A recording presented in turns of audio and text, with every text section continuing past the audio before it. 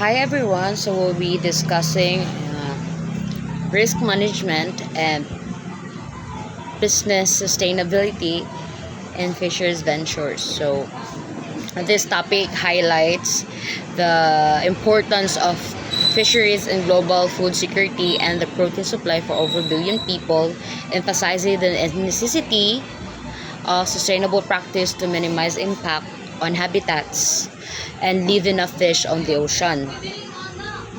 So now we have the risk identification, analysis, and fisheries. So we have the environmental, biological, financial, operational, and socio-economic risk. So first, we have the environmental risk. The environmental risks are threats coming from natural change or human-caused environmental disturbance that affect water quality, fish health, and overall production. So example, we have the climate change, pollution. So the example is reduced fish growth, damaged cages and boats, that can increase mortality due to extreme temperature or storms. Then sa pollution, lower water quality and reduced harvest. The next, we have the biological risk.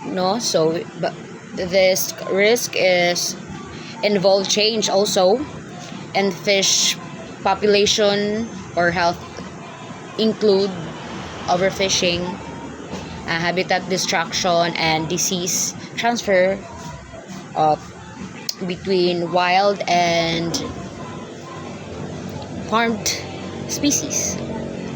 So for example, stock depletion can cause overfishing and habitat loss. Then disease outbreaks gikan sa farm to wild.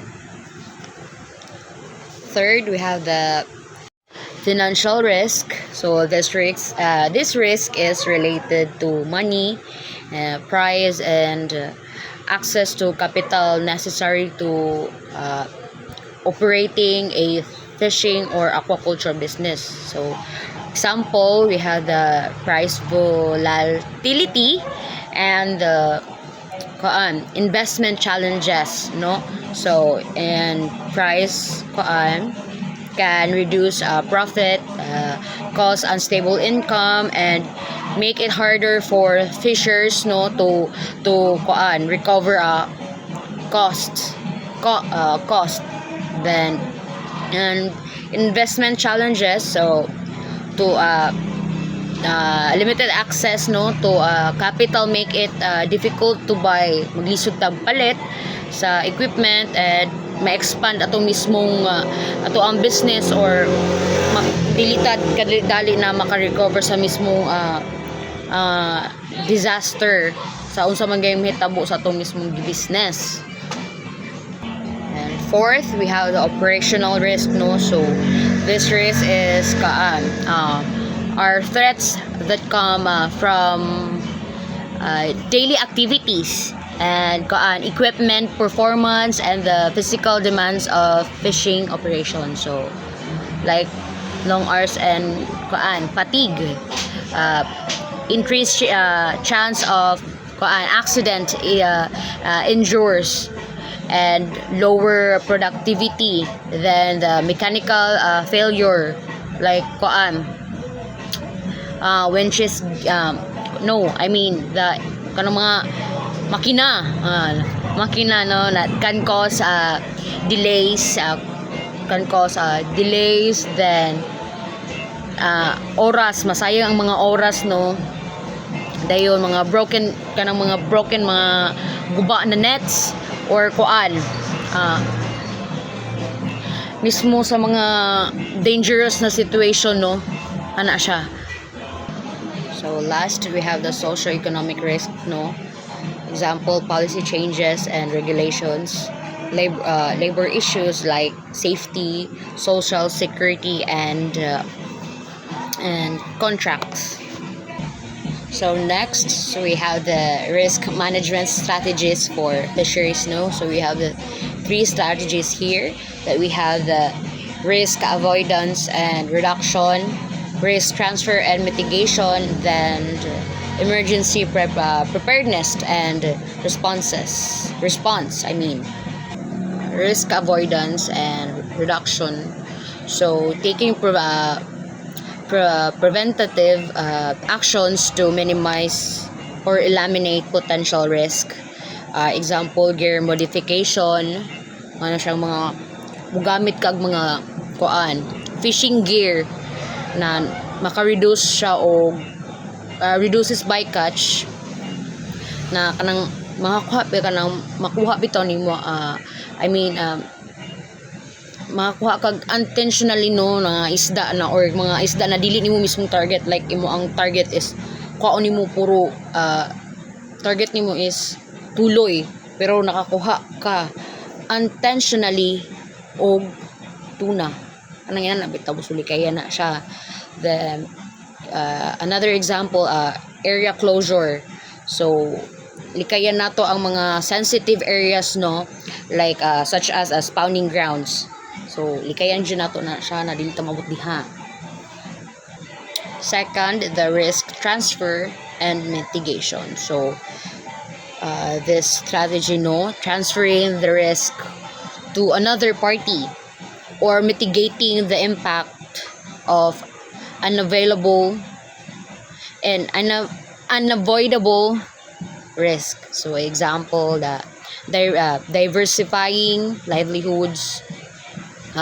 Encourage na to ang mga fishermen no to diversify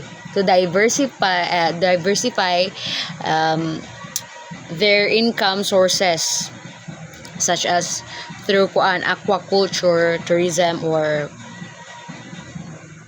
other non-fishing activities. Then another example,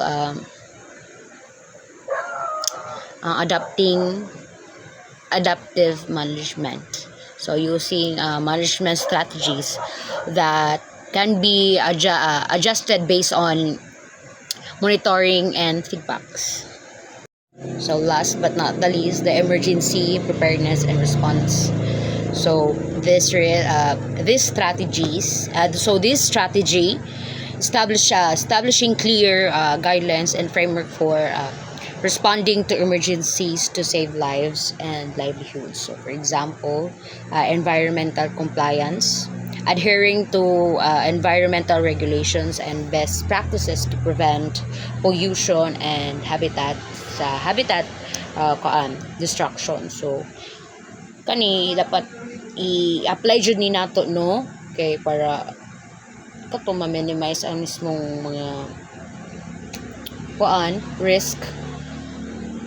So likay ta, like di dito magpatakag labay sa dagat na para ang mismong habitat dili maguba. Then another example, the technical advice, providing fishermen with technical of assistance and training on sustainable fishing practices, gear, maintenance, and safety procedures. Hi guys, mo din ako ang report bahin sa implementing effective risk control. So, ang first niya kay ani ang regulatory compliance and best practice. So, this practice control nga ma-ensure nila sa fisheries and aquaculture operation nga mo-follow sa established nga rule para maprotektahan ang marine ecosystem. So maka-prevent po ni siya og over-exploitation of resources. So number two kay technological solution and innovation. Integrity modern technologies and improve efficiency, sustainability, and decision making in fisheries and aquaculture. So kaniya siya importante ni siya para sa kanang enhance productivity while reducing environment impact. So number three, insurance and financial heeding. So financial risk control protect fisher and aquaculture operation from economic losses caused by climate change, natural disaster, and market buta, bulat, volatility. So this is kuan niya na ang important niya kay kanang provide financial stability during crisis and support climate adaptation and resilience. So overall, this risk control create a holistic framework that strengthen environmental sustainability, economic and resilience, and operational efficiency in fisheries and aquaculture. So kani sila nakatabang ni sila sa both natural ecosystem and communities nga nakadepende sa ilaha. So next is ang component of sustainability in fisheries. So which is ang kuan ecological, economic, social sustainability and governance and framework. So first ang ecological importance. Sustainability practice protects the health of fish population and integrity of marine ecosystem. Kay kaniya siya makaprevent siya og overfishing and ensure long-term stock availability and reduce by catch and protects endangered species. So ang ikaduha kay economic importance. Economic importance sustainability ensures the fisheries remain profitable while respecting ecological limits. So kaniya siya maka-ensures ni siya sa stable income for fisheries, improve market access and competitiveness, and enhance efficiency and reduce waste. So ang third guys kay ang social importance. So sustainability fisheries strength communities, protect the livelihood and promotes equity. So kani siya so makasupport siya the well-being and safety of fishing community and ensures fair distribute of benefits mo na yung kuan kana ang purpose.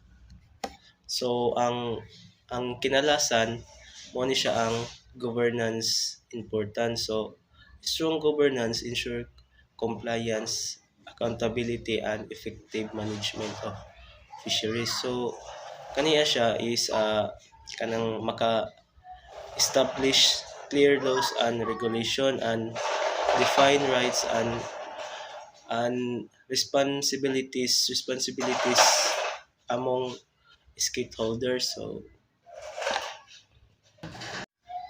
next, integrating management with sustainability goals. So development sustainability fishery management plans. Fishery management plans FMPs are core documents detailing species information management program and compliance standard. So they ensure productive sustainability fisheries through sound science.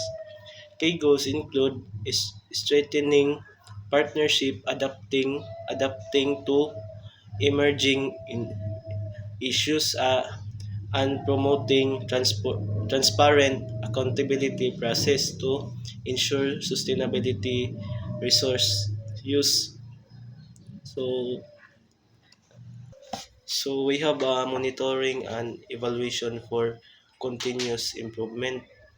So M&E is crucial for effective fisheries management, ensuring compliance and assessing rule in effectiveness. It involves collecting timely data to protect fish stock. So natay kuan first ang kuan logbook, vessel tracking, observe reports,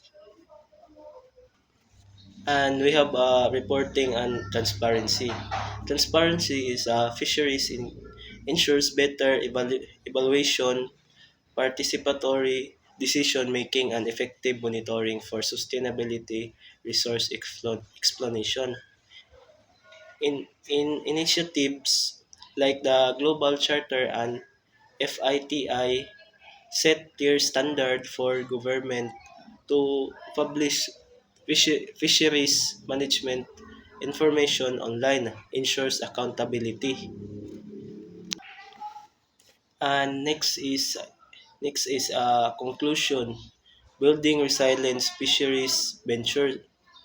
So key take away a holistic approach. So this is first kay ang integrate sustainability practice across all operation, and diversity income stream to mig- mitigate market volatility, invest in robust data collection and analysis,